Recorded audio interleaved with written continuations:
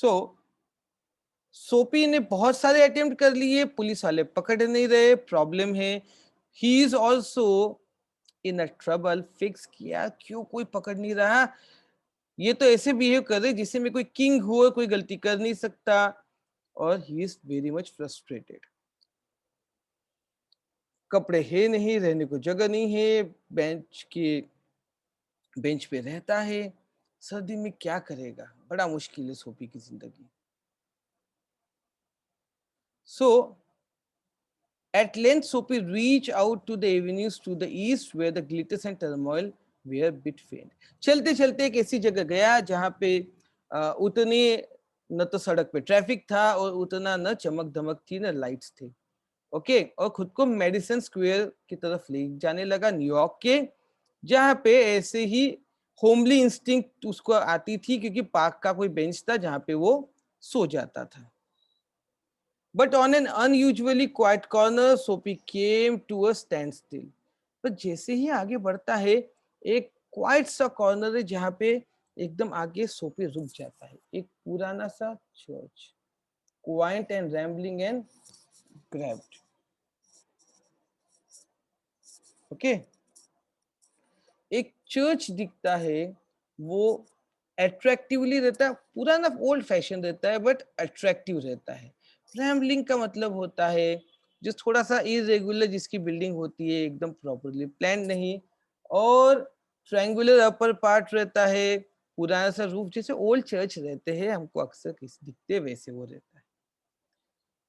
Through one violent stained window a soft light glowed, और एक violet colour की खिड़की से सॉफ्ट सा प्रकाश आते रहता है, और वहां पे एक ऑर्गेनिस्ट लिटोड ओवर द कीज, यानी अपने एक ऑर्गेनिस्ट यानी एक म्यूजिशियन कीज के ऊपर अपनी उंगलियां फेरते रहता है। वो लिटोड का मीनिंग लिख लीजिए, उससे म्यूजिक क्रिएट करता है, उंगलियां फेरता है ना, उसको अराउंड जैसे पर्पसफुली वो कीज से खेल रहा रहता है। ठीक है, और वहां पे चलते रहता है कि making sure mastery of the coming Shabbat anthem, और वो अपनी जो मास्टरी है, शैबत उनका रिलीजियस एंथम रहता है, चर्च वगैरह में चलता है, उस पर अपनी मास्टरी वो ऑर्गेन इसके कीज के थ्रू, पियानो के थ्रू प्रेजेंट करता हुआ रहता है। ये ओवरऑल इसका मतलब निकलता है। For there drifted out the Sophie's ears sweet music that caught and helped him transfix again the convolutions of the iron fence. वहां पे उसकी कान पे वो स्वीट म्यूजिक गिरता है, और वो खुद ब खुद वो आयरन फेंस की तरफ जो है, उसकी कॉइल की जो ट्विस्ट रहती है ना, वहां का जो कंपाउंड आयरन के फेंस का रहता है, वहां पे खुद वो फिक्स हो जाता है, ट्रांसफिक्स यानी उसको पकड़ के खड़ा हो जाता है, वहीं पे अटक जाता है।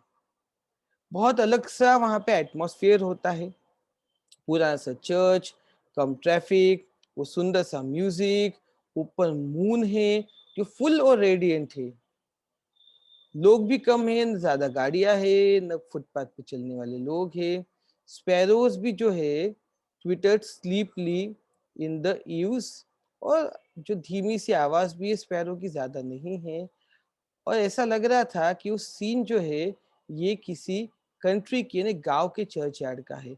इतनी बिजी न्यूयॉर्क सिटी में भी ऐसा लग रहा था जैसे कोई छोटा सा गांव का चर्च है, और वहां पे प्यारा सा वो म्यूजिक, और वो पूरा इतना ब्यूटीफुल सा माहौल। जो एंथम वो पियानिस्ट बजा रहा था, ऑर्गेनिस्ट बजा रहा था, ऑर्गेनिस्ट ये सीमेंट कर देता है सोपी को टू द आयरन फेंस, वहीं पे सोपी रुक जाता है, हिल नहीं पाता। And he had known it well in the days when his life contained such things. और वो अपनी उन ख्यालों में चला जाता है जब वो पूरी तरह एक अच्छी जिंदगी जी रहा था, जो उसकी जिंदगी में बहुत अच्छी चीज थी, जैसे मदर्स थे, मदर्स ने अलग अलग अच्छे रिलेशंस थे, रिलेटिव्स थे, रोजेस थे, खुशियां थी, एम्बिशन थे, कुछ करने की उमंग थी, दोस्त थे, और इनएक्यूलेट थॉट्स एंड कॉलर्स थे, और परफेक्टली क्लियर थॉट्स थे, कॉलर थे, यानी उसके बहुत क्लियर थे, उसकी थॉट भी उसके कॉलर भी क्लियर थे। इसका मतलब मेहनत से कमाता था, कोई दाग नहीं था, कोई प्रिजन का रिकॉर्ड नहीं था। वो जिंदगी जब सोपी इस प्रकार से वेगाबॉन्ड नहीं था। The conjunction of Sophie's receptive state of mind and the influence about the old church brought a sudden and wonderful change in his soul. Sophie का दिमाग एकदम खुल जाता है, रिसेप्टिव माइंड का हो जाता है, और जैसे ही ये हो जाता है, ये ओल्ड चर्च के पास का वो माहौल उसको फौरन एक चेंज सोल बना देता है। उसका मन बदल जाता है, उसकी आत्मा बदलने लगती है। वो एकदम देखता है the rising horror the pit into which he had tumbled. एकदम उसको एहसास होता है कि मैं कौन से प्रकार के सिचुएशन में फंस गया हूँ, कौन से गहरे गड्ढे में मैं घिर गया हूँ, पिट में, कि एक डिग्रेडेड दिन है मेरे, कि कैसे मैं जिंदगी बिताता हूँ, अनवर्दी डिजायर्स, क्या डिजायर है, जेल जाना मेरी डिजायर है, डेड होप्स, कोई उम्मीद ही नहीं है जिंदगी में कुछ अच्छा होगा, विकेट फैसिलिटीज, अरे जिंदगी में इतनी इतनी कमजोर मेरी फैसिलिटीज है, मुझको जेल जाना है, वहां पे खाना है, चोरी चौकारी करके खाना है, यानी मुझे कोई डिग्निफाइड लाइफ ही नहीं जी रहा हूँ। और कितने मेरे बेस मोटिव्स कितने कैसे हो गए हैं, मुझे अच्छे के लिए जीना ही नहीं है, लोगों को ठगने के लिए, जेल जाने के लिए, पुलिस में से पकड़े जाने के लिए, इसके लिए जी रहा हूँ, ये कोई जिंदगी है। और अचानक से पूरा मूड स्ट्रेंज हो जाता है, और हार्ड एकदम थ्रिलिंगली उस स्ट्रेंज मूड को रिस्पॉन्ड करता है। स्ट्रॉन्ग इंपल्स उसके दिमाग में आ जाती है, battle with this desperate fact. बोले जो डेस्परेट फैक्ट है मेरा, उससे मैं जरूर लड़ूंगा, ये जो मेरी जिंदगी मैंने बनाई है इससे लड़ूंगा। And he would pull himself out of the mire, और ये जो अनप्लीजेंट सिचुएशन उससे मैं बाहर निकालूंगा खुद को, और वो मैन बनाऊंगा जो मैं था, यानी मैं खुद को मैन बनाऊंगा ऑफ हिमसेल्फ अगेन, वाकई में मर्द बनाऊंगा जो अपने मेहनत से खाता है, ऐसे नहीं चोरी चकारी वाला। और वो ईविल को कॉन्कर करके उसको इंस्लेव करूंगा कि जो भी गलत आदत मुझे लगी है उससे मैं निजात पाऊंगा। बस टाइम रहता है जब वो यंग था, और वो रिजरेक्ट करता है the old eager ambition and pursuit without flattering, और बिना स्ट्रेंथ के को लूज करे, बोले पुराना जो मेरे एम्बिशंस थी, जिंदगी के एम थे, वो मैं परस्यू करूंगा, ऐसा वो मन में पक्का बना देता है, रिस्टोर द लाइफ। और वो जो अकेले से स्वीट ऑर्गन के नोट्स रहते हैं, वो उसका रिजोल्यूशन सेट भी कर देते हैं, पक्का भी करते हैं। बोले कल ही वो कहता है मैं डाउनटाउन में जाऊंगा और कुछ ढूंढूंगा, थोड़ा वो छोटी जो आसपास के कस्बे रहते हैं वहां पे जाऊंगा, डिस्ट्रिक्ट के छोटे छोटे जो जगह रहती है डाउनटाउन जिसको कहते हैं, और मैं अपना लिए कोई ना कोई काम ढूंढूंगा। फॉर इम्पोर्टेंट है once offered him a place as a driver. For important ने एक बार ड्राइवर बोला था, देखो कोई और भी होगा जो इस प्रकार से मुझे काम दे सकता है। ये सोचते रहता है कि Sophie felt hand laid on arm, कि पीछे से कोई उसको हाथ को पकड़ता है, और वो क्विकली दिखता है तो impassive face of policeman, policeman वहां पे खड़ा रहता है। पुलिस वाला पूछता है what are you doing here, तुम यहाँ क्या कर रहे हो? सोपे बोलता है मैं कुछ नहीं कर रहा हूँ। बोले चलो फिर मेरे साथ चलो, क्योंकि आवारा घूमना क्राइम है। और फिर दूसरे दिन मैजिस्ट्रेट पुलिस कोर्ट में 3 महीने के लिए उसको जेल भेज देता है। यही आयरनिकल एंड है कि जिस समय उसका मन ये करता है कि when Sophie had resolute that no, I am going to start a new life. No, it is my life and I will take control of it. And from tomorrow, I will not live this particular life of a vagabond. I will create life which I desire. He goes to jail, और 3 महीने बाद उसका resolution रहेगा क्या? Nobody knows. And this is what irony of this particular text. पूछना है किसी को कुछ एक्सप्लेनेशन में? बोलो बोलो, पूछना है क्या? सर हाँ बोलो। एंथम मतलब सॉन्ग या प्रेयर? दोनों ही हम कह एंथम सकते हैं, मतलब दोनों ही कह सकते हैं। एंथम इसको हम सॉन्ग और प्रेयर कह सकते हैं, दोनों कह सकते हैं। बेसिकली यहाँ पे आपको शुरुआत में ही दिया है कि एंथम का मतलब क्या होता है। क्या दिया है?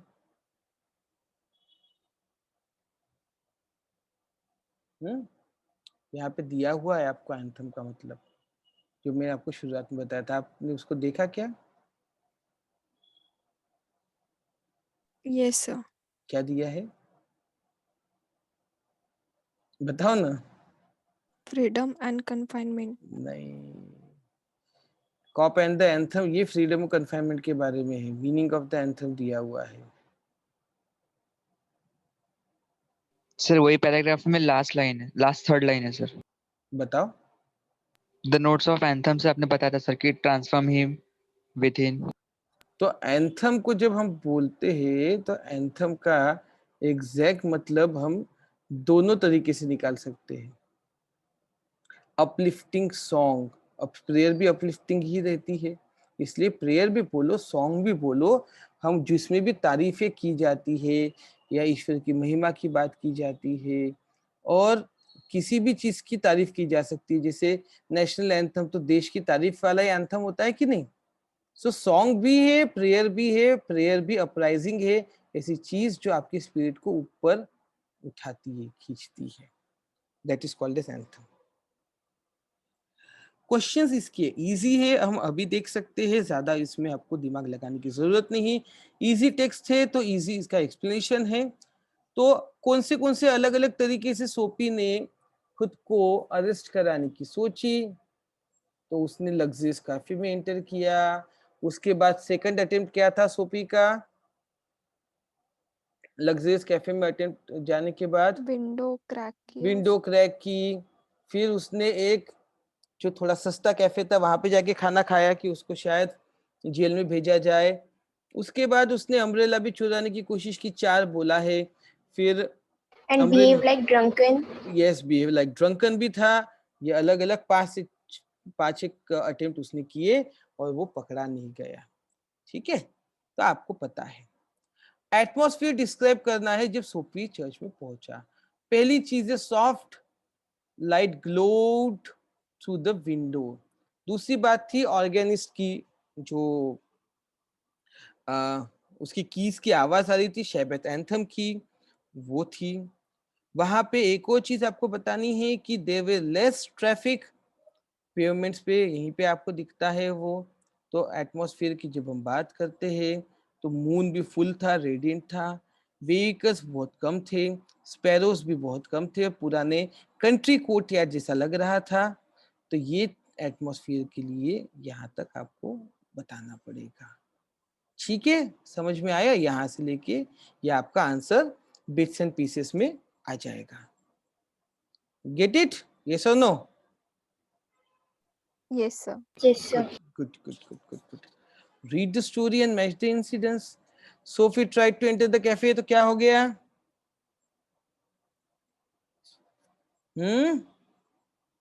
ये Strong strong and and ready ready hands of hands the of head the better head. turn him around. Rope broke the Strong glass. and ready hand of the head better turn him around. The The cop cop ran ran after after another man. another man. 2 waiters pitched Sophie on the careless payment. He stood up slowly, beat the dust from his clothes. Sophie heard the anthem being played in the church. Suddenly, a wonderful change came in his heart. Yes. Cop arrested Sophie for hanging around. Dream of the turning around the life was shattered. पूरी की पूरी उसकी जो इच्छा थी वो चली गई, वो गायब हो गई, पूरा का पूरा उसका प्लान खत्म हो गया। ठीक है, give the reason and complete the following. Sophie was confident of himself because, क्यों कॉन्फिडेंट था? अपर पार्ट जो वेस्ट के ऊपर का उसका कपड़ा, उसके कपड़े कैसे थे? अच्छा कोट, अच्छा टाई और From the lowest button to his waist upward, he was shaved and his coat was trim and his neck back Bohan had present to himself or lady. ये सर फर्स्ट पेज पर है 28. बरोबर है, पर आपको वैसा copy paste नहीं करना है. क्या नहीं करना है? Copy paste. किसने जवाब दिया था ये? हर्षिता. हर्षिता. देखो, आपको इसको कॉपी पेस्ट नहीं करना, क्योंकि गिव रीजन है ना, आपको अपनी लैंग्वेज में देखना है. सोपी had confident in himself because he had weared a good coat and a bow which was decent and of a rich look.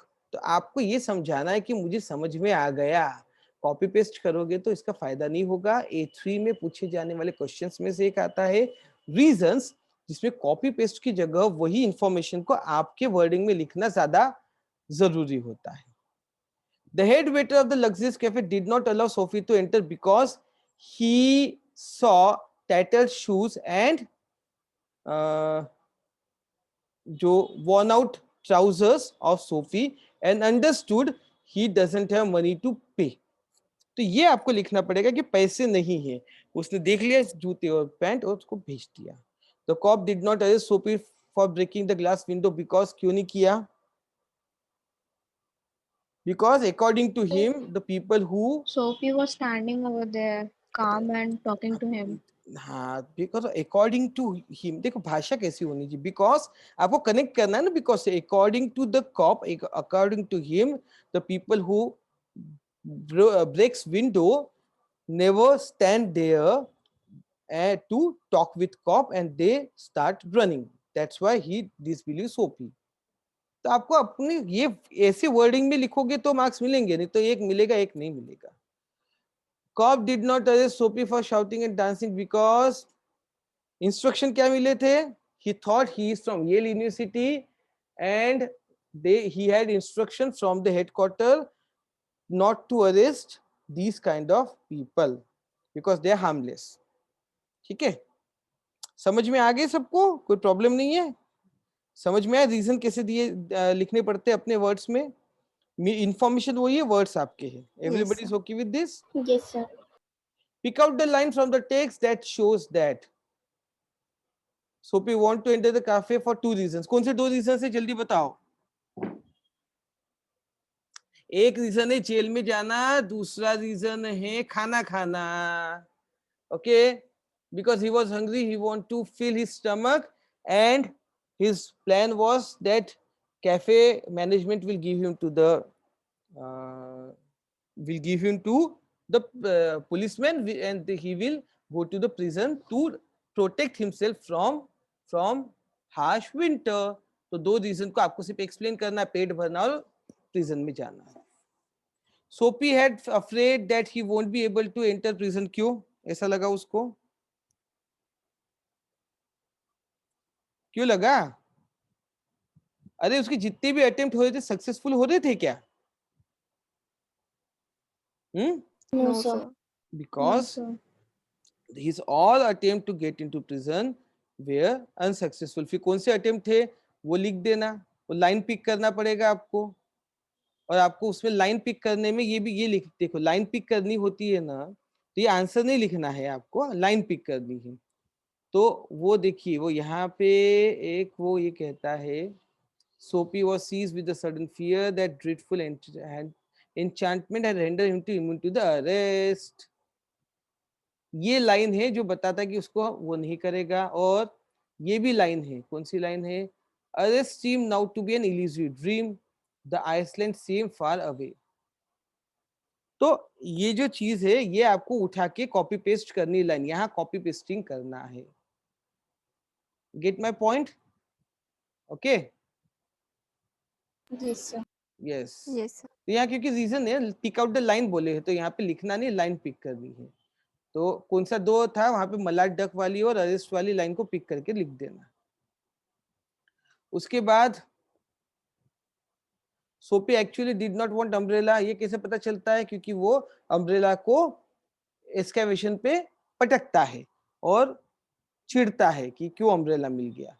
ठीक है, लिसनिंग टू द एंथम सोपी रिमाइंडेड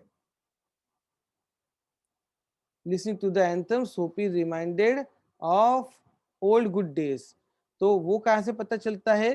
वो मदर्स और ब्रदर्स वाला जो लाइन है ना, वहां से पता चल जाता है।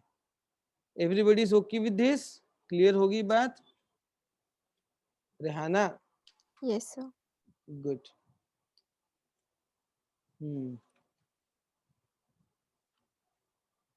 He would be a man himself. The word man in the sentence means, man यानी क्या, मैंने आपको explain कर दिया already. What it means to be a man? जो एक respectable life जी रहा है, and respectable का मतलब he is earning with effort and lives a respectable and healthy life. तो उसको मैन बोलेंगे। ऐसे व्यक्ति को बोलेंगे क्या मैन जो चोरी चकारी करके, झूठ बोल के, जेल में रह के जी रहा है? बोलो, नहीं ना? No, sir. Sophie's early life was much different than the present. कैसे पता चलता है आपको? तो टेबल है, कंटेंट फ्रेंड्स एंड रोजेस, अब अनवर्दी डिजायर है। इसका आंसर कहाँ मिलेगा आपको बताता हूँ, you will be able to, बिल्कुल आप उसको कर सकोगे। तो यहाँ पे देखो, यहाँ पे बोलता है अनवर्दी, डेड होप्स, ब्रिकेट फैसिलिटीज, ये है। और उसके पहले वो ये बोलता है कि देखो मदर्स थे, content with things like mother, roses, ambitions और फ्रेंड्स, ओके, और इमेक्युलेट थॉट्स एंड कॉलर्स। और उसी के अगेंस्ट क्या है? तो अनवर्डी डिजायर है, डेड होप्स है, ब्रिकेट फैसिलिटीज है, और base motive that make up his existence. Clear हुई बात? हाँ या ना? Yes, sir. Yes, sir. ठीक है, समझ में आ रहा है? डिफिकल्ट तो कुछ भी नहीं है। After listening to the sweet and solemn organ notes, Sophie decided to, क्या डिसाइड किया? दो चीजें उसने क्या डिसाइड की? पहली बात क्या है, बताओ ना, क्या डिसाइड किया उसने? Go अब into the Roaring Downstairs district हाँ, and find a job. वो ये बोलता है, देखो यहाँ पे वो ये कहता है he would make man of himself, पहली चीज, he will conquer the evil and then enslave him, got it? उसके अलावा ये भी चीजें है कि he would resurrect his old eager ambition and pursue them without flattering। ठीक है, समझ में आया कि नहीं? फिर डाउनटाउन जाएगा, कोई काम करेगा, ये भी वो रिजोल्यूट करता है। ये सारी की सारी चीजें वो एंथम की वजह से ही होती है। ओके, तो अगर एंथम के बाद का लिखना है तो आपको ये लिखना पड़ेगा, ये एक चीज, और he would be somebody in the world, ये दो चीज। एंथम के बाद का लिखना है तो ये लिखना, पहले का लिखना है तो वो लिखना। ठीक है, समझ में आया? आंसर सब समझ में आ रहे कि नहीं आ रहे? Yes, sir. पर्सनल रिस्पॉन्स का है, write an incidence in which you did something wrong and repented for it later. ये पर्सनल रिस्पॉन्स का आपका क्वेश्चन है। किसका है? Personal response. तो ऐसा इंसिडेंस हुआ क्या कि आपने कुछ गलत किया और बाद में आपको पछतावा होना पड़ा, करना पड़ा? तो इसमें बहुत निगेटिव नहीं लिखना, मैं आपको सिर्फ इतना बताता हूँ, इसमें थोड़ा पॉजिटिव लिखना। पॉजिटिव लिखने का मतलब क्या है कि भाई ऐसा लिखना कि यार एक दिन में I was going from street and I saw that one person needs, I had some food with me, और वो फूड में फेंकने जा रहा था, and I saw one person who was very much hungry but still I saw the food and did not show mercy. और फिर repent करना पड़ा, बाद में मैंने फूड लिया और उसको एक फ्रेश फूड लेके, उसको कुछ मील लेके उसको दे दिया। तो एक ऐसा करो जो पूरा निगेटिव ना हो, कि आप ये मत बोलो किसी को धोखा दिया, मैंने किसी के साथ गलत व्यवहार किया। ऐसे निगेटिव, टोटल निगेटिव चीज कभी नहीं बतानी चाहिए। ऐसा पार्शियली निगेटिव कि भाई मैंने कुछ मैं मदद कर सकता था, नहीं कर पाया, इन दैट वे। ऐसे इंसिडेंट्स को आपने लिखना चाहिए कि मैं मदद कर सकता था पर मैं कर नहीं पाया, मैंने किया नहीं, और उसके रीजंस क्या थे, क्योंकि उस समय समझ में नहीं आया, या मैंने सोच लिया कि सामने वाला भूखा है या वो नाटक तो नहीं कर रहा, और बाद में मुझे अपनी गलती का एहसास हुआ। आप ये भी बोल सकते हो अपने दोस्त के साथ मिसअंडरस्टैंडिंग हुई और मैंने कम्युनिकेट नहीं किया और बाद में मुझे पता चला मेरी गलती थी, क्योंकि कम्युनिकेट करके पूछना चाहिए था, किसी ने भड़का दिया, उससे बात करनी बंद कर दी, मुझे पछतावा हुआ, मैंने पूछा और फिर जिंदगी पहले जैसी होगी, दोस्ती वापस होगी। तो प्लीज टेल समथिंग जो बहुत ज्यादा निगेटिव ना हो, जिसमें आपकी एक ह्यूमन टच दिखे और जिसमें आपका ये भी दिखे कि आप सुधरे। एवरीबडी गॉट कि इसमें आपको पर्सनल रिस्पॉन्स कैसा देना चाहिए, हाँ या ना? अरे हाँ या ना? Yes, sir. O Henry had used different word to indicate prison. ये मैंने आपको ऑलरेडी बता दिया ना? अरे कुछ तो बताओ, हाँ कि ना? Yes, sir. Yes. Find out the words used for degraded state of सोपी। तो जो सोपी की डिग्रेडेड स्टेट है उसके लिए बहुत सारे वर्ड्स यहाँ पे दिए गए हैं, जैसे आपको उसको ढूंढना है, ठीक है? तो डिग्रेडेड में आपको ये भी आएगा टैटर्ड शूज, डिकेड ट्राउजर्स, ये भी एक चीज आपको वहां पे दिखेगी जो उसकी डिग्रेडेड दिखता है। ओके, जो उसको बताता है कि वो डिग्रेडेड है, वो कोई वो स्टैंडर्ड का व्यक्ति नहीं है। ओके, उसके बाद और आपको जो इसमें से डिग्रेडेड स्टेट वाले अलग अलग उसके वर्ड्स दिखते, तो वर्ड रजिस्टर आपको इसका बनाना पड़ेगा। है क्या आपके पास? आपने ऐसा निकाले क्या? वर्ड रजिस्टर निकाले है क्या? इसके पहले वर्ड रजिस्टर बनाया है क्या? अरे बनाया है क्या? हाँ सर, स्कूल के लिए। स्कूल के लिए बनाया है ना? गुड। तो आप सोपी का ये सब निकाल सकोगे, हाँ या ना? निकाल सकोगे क्या बेटा? सोपी का जो डिग्रेडेड स्टेज है वो निकाल सकोगे क्या? I don't think so. तो आपको ये भी जैसा है, ये भी जैसा पार्ट है कि जो मिनिएस्ट कॉइन है वो टोटल स्ट्रेंजर, ये सब डिग्रेडेड बता रही है कि पैसा वैसा कुछ है नहीं। ऐसे ही जो अलग अलग समय पे उसके ये एक्सप्लेनेशन दिए हैं उसको आप देख सकते हैं। Got it? ठीक है, तो ये आपको डिग्रेडेड स्टेट बताएगा। Let's go ahead with that. Grammar का हिस्सा है, you will see it in grammar कि निगेटिव को कैसे हम कर सकते हैं, अफर्मेटिव नेगेटिव, ये मैं आपको ग्रामर के इसमें बताऊंगा। Forgiveness and often is offer better punishment than perceive punishment. Write 2 paragraphs. तो आपको पैराग्राफ दिया हुआ है, यानी आपको पैराग्राफ लिखना है, one for and against, one against the notion. ये स्पीच राइटिंग का पार्ट है कि forgiveness is often better than a punishment. 11th का हिस्सा ये आता है राइटिंग स्किल का। तो राइटिंग स्किल की बात जब हम करेंगे तो अभी इसमें जो है वो हम सब देखने वाले हैं। आपको सिर्फ इतना बता दो कि इसका मतलब क्या है और आपको इसमें क्या लिखना चाहिए। तो forgiveness is often better than punishment, किसी को माफ कर देना पनिशमेंट से बेटर रहता है। आपको इंसिडेंट से शुरू कर सकते हैं, फॉर द मोशन से, कि आपने कोई गलती की और पिताजी ने आपको कुछ बोला नहीं और छोड़ दिया और आप इतना गिल्टी आपको फील हुआ कि आपको समझ में आया कि मैंने बहुत बड़ी गलती कर ली है। तो इसलिए हर वक्त पनिशमेंट ही एक व्यक्ति में बदलाव नहीं लाती। एग्जैक्टली पनिशमेंट का ऑब्जेक्टिव क्या होता है? To change the person, but if the punishments are too hard, people will not change, they will become hard. Gandhi ji has taught us that forgiveness is a better solution, and it will be a bigger punishment, bigger kind of weapon against the people who did wrong thing. Forgiveness बड़ा weapon है, गांधी जी ने बताया, उन्होंने अपनी life में इसका experiment भी किया। इसलिए हमेशा पनिशमेंट ही नहीं काम में आती बल्कि फॉरगिवनेस आती है। छोटे बच्चे का एग्जांपल आप दे सकते हो, अगर आप उसकी हर गलती पे उसको मारते पीटते हो, डांटते हो, तो वो धीरे धीरे वो बहुत ज्यादा रेजिस्टेंस हो जाता है उस चीज को। और आप अगर माफ करके उसको समझाते हो तो वो गलती करना बंद करता है। ऐसे अलग अलग एग्जाम्पल आपको लेके स्पीच बनानी चाहिए। फॉर द मोशन में आपको लिखना है कि भी हर समय अगर माफ करने से सब बदल जाते तो पूरी दुनिया बदल चुकी होती, क्योंकि फॉरगिवनेस सबको मिलती है।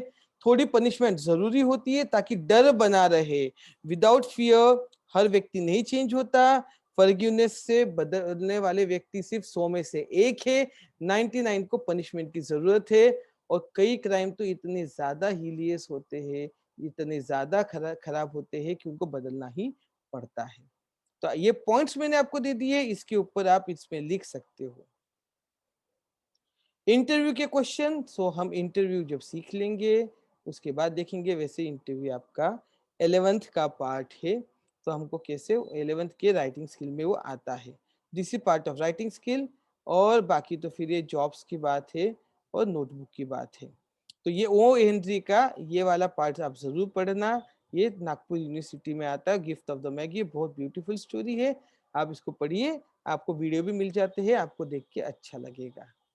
ठीक है, तो everybody is okay with all this? सबको सब समझ में आ गया? आई सपोज सबको सब समझ में आ गया। गुड।